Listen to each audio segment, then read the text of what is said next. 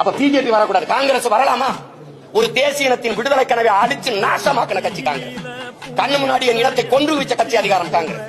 சிங்களனுக்கு கனவில் கூட என்ன வராது தமிழர்களை வென்று விட முடியும். அவனுக்கு இரு கரமும் கொடுத்து, வட்டி இல்லாத கடனை 80,000 கோடியை கொட்டி கொடுத்து, ஆயுதம் கொடுத்து, பயிற்சி கொடுத்து, போர்க்கப்பலை கொடுத்து என் மக்களை அழித்து ஒழிக்க வைத்தது இந்த காங்கிரஸ் கட்சி. அதன் ஆட்சி கூட நின்னது இந்த திமுக.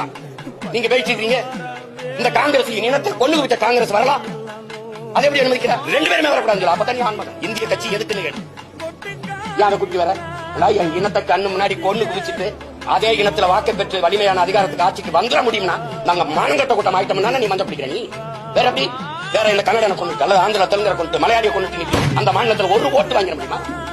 வாங்கிட முடியுமா சொல்லுங்க. திரும்ப திரும்ப அவனை கூட்டி வந்துட்டு பிஜேபி வந்துடும், காங்கிரஸ் வரலாம். ஏன்னா என் இனத்தை கொண்டு கொடுத்தாங்க, என் விடுதலை கனவை போச்சிக்கு நாசமாக்கினால அதனால வரலாம். ஐபிகே அனுப்பி என் இன மக்களை அடிச்சு ஒழிச்சாங்க வரலாம். காவிரி நதி உரிமை பறிகொடுக்க வச்சாங்க வரலாம். கச்சத்தீவை எடுத்து அது